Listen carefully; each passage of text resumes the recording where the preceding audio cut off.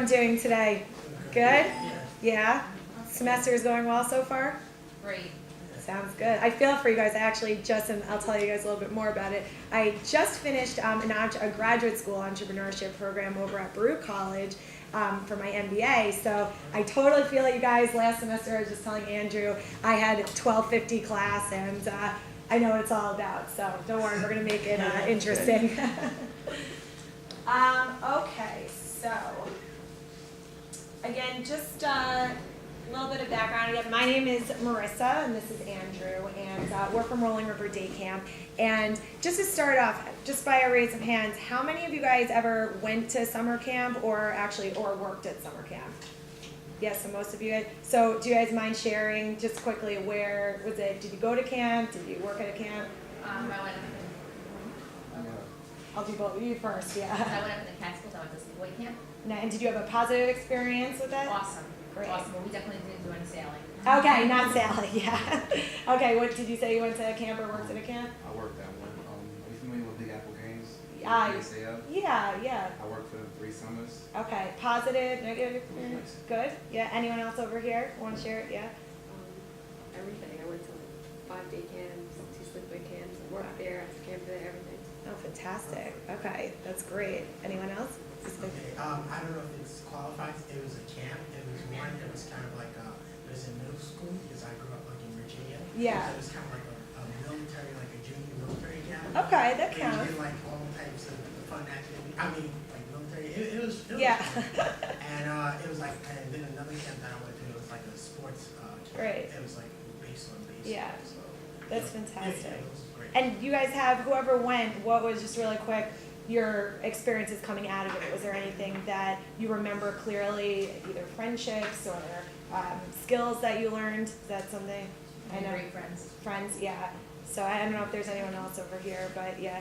The like sleepaway camps, I made probably the best friends, and I also learned some like Yeah. outdoorsy kind of skills, like Great. building campfires and stuff. Good. Yeah, campfire. We don't always do campfires here. It's a little different, but basically, again, just with camp in general, for those of you who aren't familiar, millions of kids go to camp every single summer, and camp could be anything from just your traditional camp that offers a lot of different sports and arts activities, or it could be anything from a military camp to a baseball camp or whatnot. But the core goals are the same for every single camp, and that's to give kids a great experience and learn life skills that they may not be able to learn at school, and also make friendships and give them a place where they can kind of be themselves rather than in school where it's so regimented.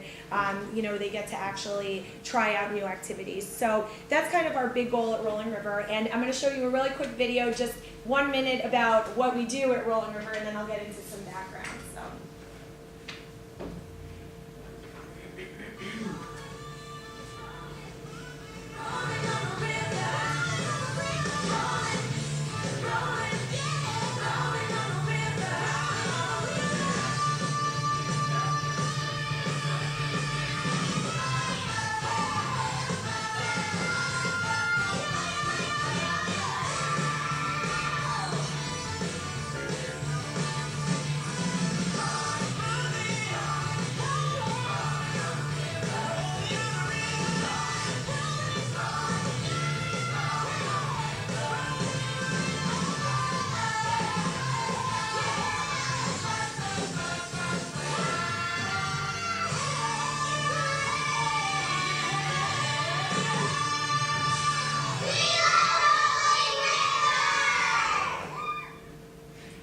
Hopefully that made you guys pretend that we're in the summer, not in this terrible winter right now. So, okay, let's get with that. All right. So just a little bit of background, and again, we'll go into some more details about what we do at camp and how that applies to you guys as future entrepreneurs. We'll go through some background about my background, Andrew's background, kind of the history about how Rolling River started, and then I wanted to talk about some central business problems that we're facing as business owners of a small family business. And you could see that even though we're a camp and it may be considered a fun place for kids, we deal with real business issues just like every other business. So we'll go through that. Then Andrew will kind of talk about what some of the solutions we've thought of and our future growth plans, and then we'll actually open it up to see if you guys have any ideas just based on what we've discussed. So, some of my background, I grew up in Hewlett, which is on the South Shore of Long Island. I was always at camp. I started at camp when I was 2 years old. That's actually me right there in our first year at Rolling River with my family. My parents met at camp, my grandparents met at camp. We're a hardcore camp family. Everyone loves camp, and it was always in my blood. So in 1993, my parents, Mark and Rhonda, actually had been looking to purchase either a sleepaway camp or a day camp, and came about on a property in East Rockaway, and that had been a former camp for 30 years, and they felt that this was a great opportunity for them to take their values that they learned at camp and provide that to other, kids in the area. So I grew up again going there with my brother and sister. For me, I was always kind of back and forth between whether I wanted to be in the family business or I wanted to be in marketing or advertising. So I went to Cornell's business program with the intention that I may go into the family business, but I also wanted to try some different things before that. So I always kind of moonlighted for Rolling River, even though I wasn't working there full time. I did work as a counselor, but after I graduated from Cornell, I decided to get some so-called real-world experience, and ended up at a couple different marketing jobs. I worked for Steve & Barry's. I don't know if you guys remember that place. They're not around anymore. It's a classic entrepreneurial story that you might want to talk about one day. A failure. Yeah. They had everything was basically sold for under $15, and they started working with celebrities like Stephon Marbury and Sarah Jessica Parker, Amanda Bynes. I actually worked in the celebrity marketing department, and literally I was thrown into there the year after I graduated college to basically start planning photo shoots for Sarah Jessica Parker and planning her whole promotional strategy when I was literally 22 years old. And that was I had a fantastic mentor who was an entrepreneur just like Ted, and he taught me a lot of things, and that was a great experience. And then after that, I worked at a place called Momentum, which was more of an advertising agency, and we did more experiential marketing, so a lot of events and sponsorships.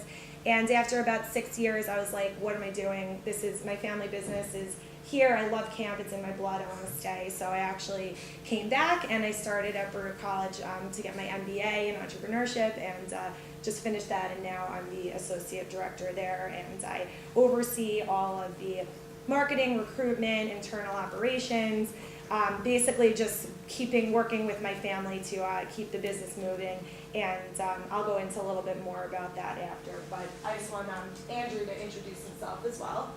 So, hello. So I grew up in Merrick, which is also on the South Shore of Long Island, and I also grew up loving camp. I was a camper, and then I went on to be a counselor at a different camp called Merrick Woods. And I went off to Albany to college. I went for business, for marketing, and I graduated Albany. And the only jobs I could find were in cold calling for marketing, and sitting in an office all day for 10 hours making calls. Not really what I envisioned marketing to be.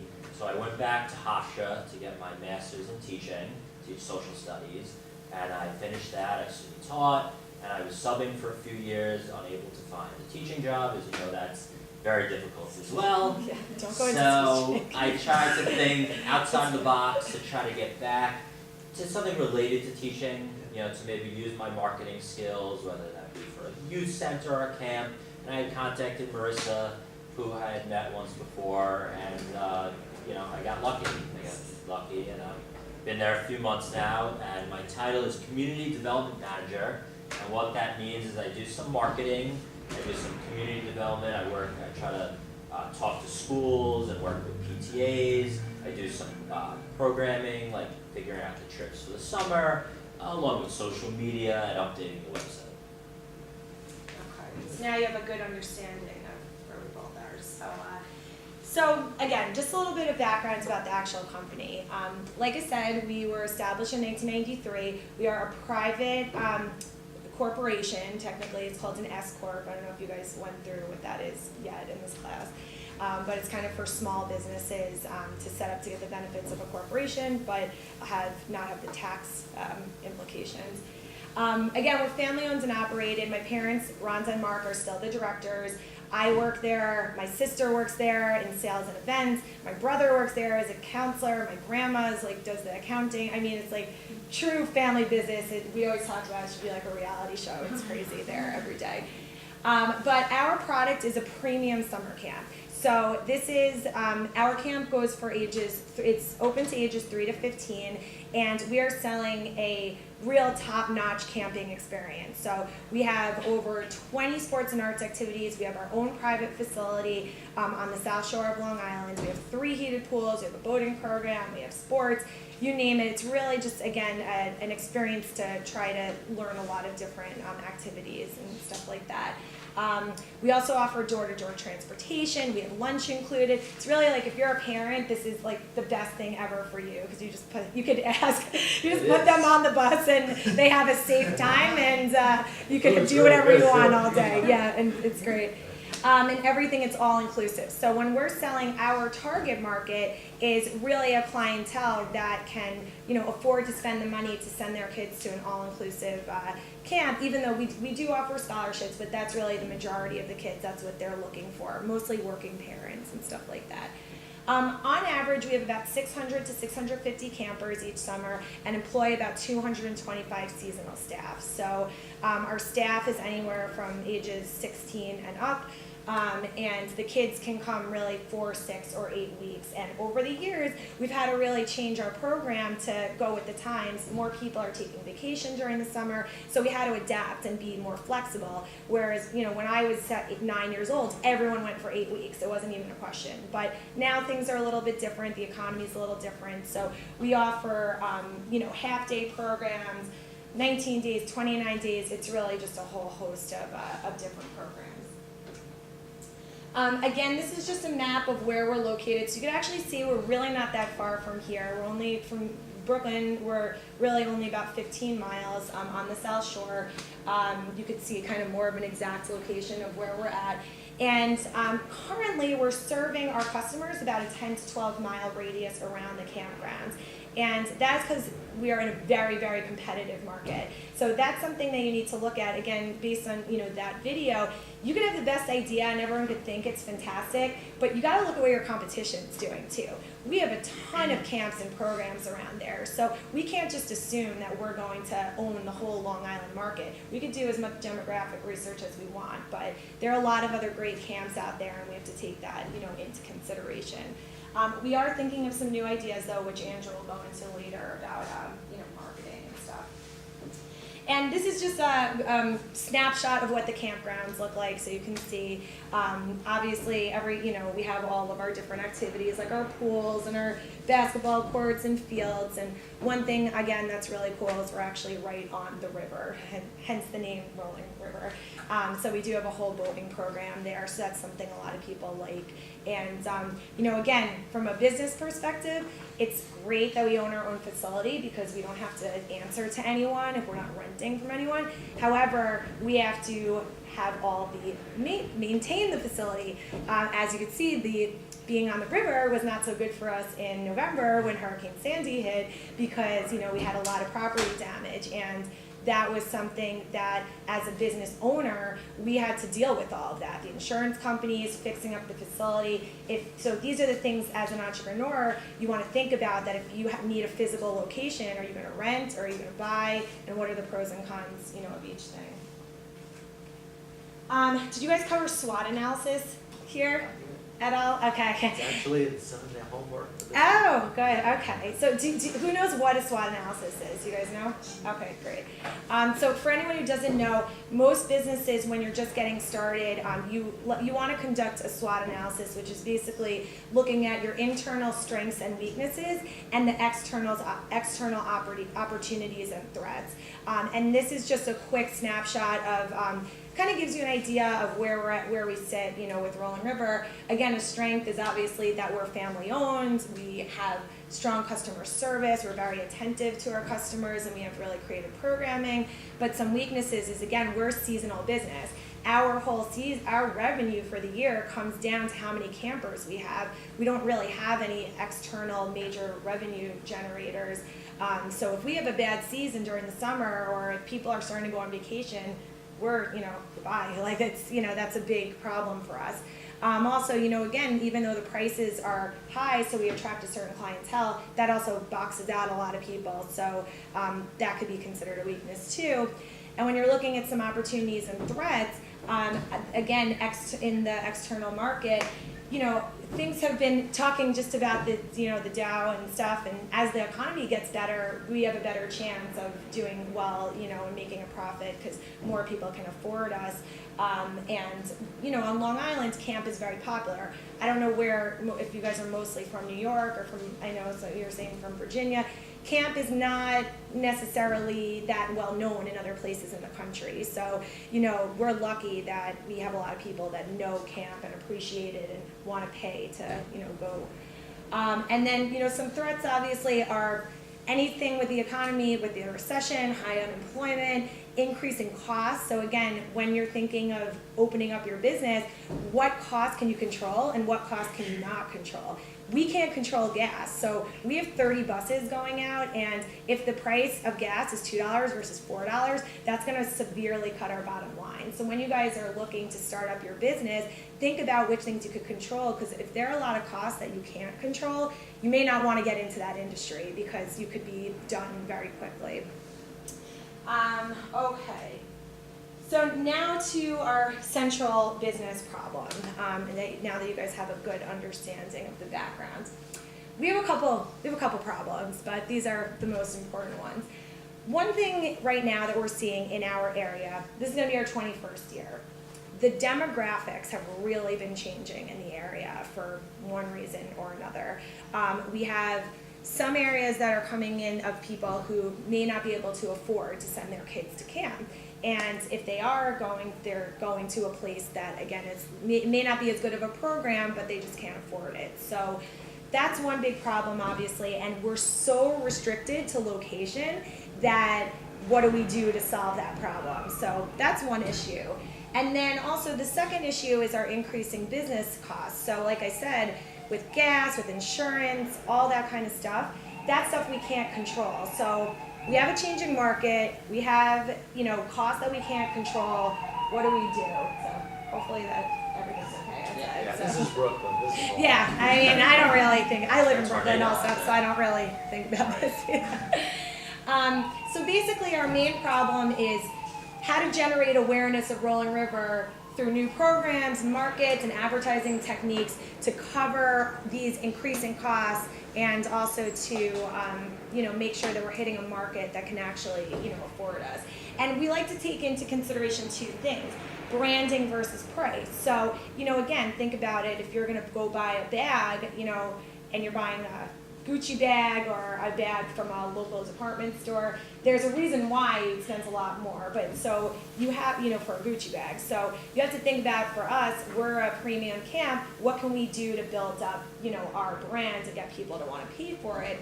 And then also, again, looking at what can we do from a geographic standpoint. So, I'll take this one. Yeah, Okay. you go up to the facility. Okay. So just some things, some background. These are some of the things we've actually tried in the past to solve some of these problems, and some have worked and some haven't worked. You can see we used to have a nursery school there. Costs were increasing. It wasn't worth it to stay open. We used to have an after-school program. Too much competition. We have started using the facility during the year for private parties and events. This is another source of revenue for us. So this has been a growing market, which we'll talk about. Again, facility rentals. Our facility sits dormant pretty much all year. So is there any way that we can rent out the facility to offset any of the costs that we're dealing with during the summer? Also, off-season events on site. Can we be an area that we can attract people to come to us for events or festivals to generate awareness and get ideas, you know, to spread our name out with a lower barrier to entry. So maybe you want to try Rolling River, but you don't have, you know, the $5,000 to spend for camp for the summer. Maybe you can come to one of our free festivals and you'll like it so much that you'll make that a priority. And then also holiday camps. So when schools close, can we run camp? The kids are not really doing anything during the week. Parents have to work. Maybe we could do something there. So these are some things that we've tried, and again, some have been successful, some have not. And then also just something to consider is we do constantly, I'm looking at this, you always want to look at your data like every day, basically, when you have a business. what's the revenue, the daily revenue, what are the daily costs, where are you getting your leads from? For us, our leads are extremely important because the sales process is a lot of steps. This is a big purchase for a lot of families. So we look at, in the past, how are people hearing about us and can we capitalize on some of these things?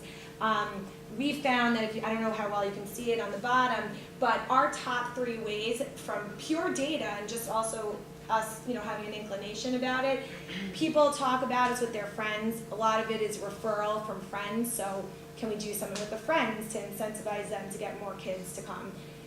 Festival, in 2011, we had 12% of our leads came from our festivals. Maybe we should do more festivals because people actually like us from that. And also from Google. The web has been just incredible for us. It's a really, really great, fairly inexpensive way and cost-effective way to spread the word. And when mom is sitting on her iPad at 12 o'clock at night, she can go online and learn about us. So investing in our website, investing in our Google AdWords and stuff like that. Okay, and then so basically our strategy, which Andrew will go into based on all of these things we talked about, we had a 3-tiered strategy. One, again, was increasing our web presence and website enhancement. 2 is expanding our core business with off-site activities. So basically breaking into new markets, doing things that are going to get us known in the community, rather than just buying a print ad or whatnot. And then also doing more things on site that are going to bring people onto our campus, because maybe when the kids see camp, they're going to be like, Mommy, Daddy, I love this, and they'll maybe give them a little push. So, okay, so I'm going to pass it on to Andrew, and he's going to go into a little bit more detail about the actual strategy that we use. Excellent, okay.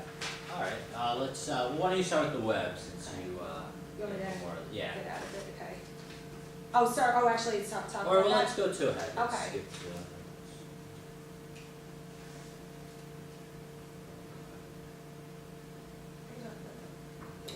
Okay, why don't you start with the website? Okay. Sorry. Alright. Okay, just a little bit of information about the web. That's actually our website. We'll show you at the end so you can see some of the enhancements that we've made over time. Again, the web is so important. You have to really, no matter what business you're in, if you don't have a functioning website that can be picked up by search engine, that's the key thing. Don't use Flash. I don't care what anyone says about doing it with making it a beautiful site. You want your website to be search engine compatible. And what that means is that the way that the website is built, it's built in text format. So it's not just pictures. And that means that when Google is crawling and looking for keywords, it's going to be able to pick up those keywords on your site, and it's going to direct more people to your site. If you have a website that's in Flash, it's just a picture. Google can't find it. So you won't come up higher on the Google rankings. So that's something that we did a lot of research on, and we specifically worked with a company that was able to make us search engine optimized. And if you guys are starting a business, I would highly recommend to do your site like that. It would be a waste to not do it that way. We also look to do some referral websites, to do Google AdWords, where you just pay per click. So those things have driven traffic to our site. And then we also enhanced our website by adding an interactive blog. We have videos. We also just recently added a chat feature. So if someone goes on the site, you can actually, it's really cool. You can see where they're coming from, and you can chat them and say, hey, I'm Marissa, I'm one of the directors. Can I help you today? And they might feel a little bit more connected to you and inclined to speak with you. So through those enhancements, we've definitely seen our web traffic just increase incredibly, and that's been a good way to generate some, awareness. Okay, so now I'll hand it over right to Andrew for this. Yeah. Okay, so basically what I've been doing is we've been looking to expand where we go on Long Island and also break into the Brooklyn market. So in terms of Long Island, here are some places we're trying to break into Long Island where we're not really, we have a few kids now, but not a ton. We feel there's room for growth. So I gave you some of these brochures, and I've been going around into businesses with little rack holders, and I've been trying to get the businesses to put them out. And originally we thought that they might not be receptive. I thought we'd have to come up with a system like to raffle off a free event at our camp, but I noticed that it was taking too much time for them to fill out the raffle or it scared them off.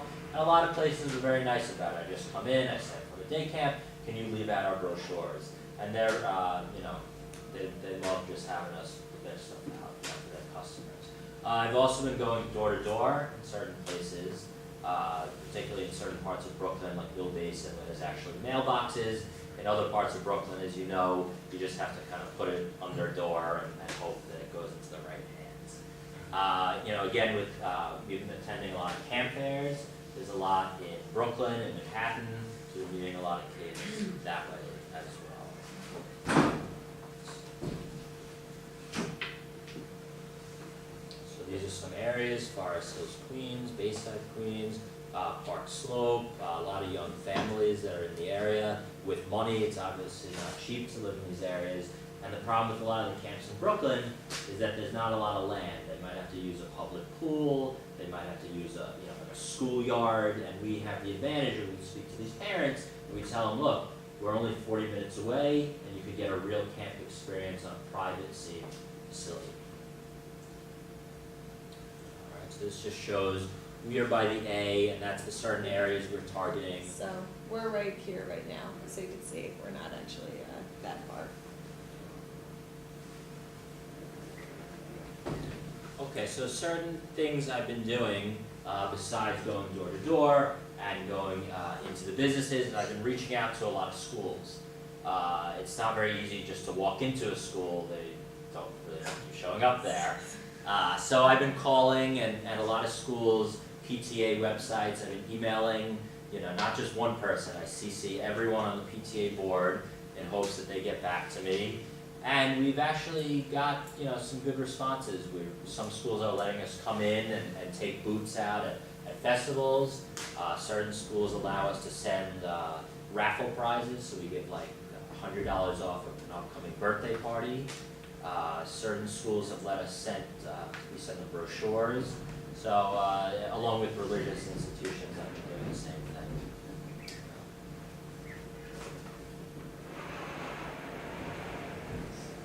So this is some of the things we've been talking about, the flyers in the businesses, different rack cards in mailboxes. We've also, I called up King's Plaza. I guess you guys have been to King's Plaza, it's not far from here. And I called up the marketing manager, and I told him we're trying to expand into the area. And we had a meeting with him, and basically they run kids clubs once a month. So we made a little trade-off where we were gonna come in with an activity for the kids in their kids club, fitness, little crafts, juggling station, and he wouldn't charge us, but we entertained the kids in the center court of the mall, and it really was a nice activity. We had over 150 kids. Marissa was on the mic and telling about the camp, and we probably, thousands of people passed by in the mall that day, so that was a really neat, free opportunity for us, along with the outreach to temples and churches.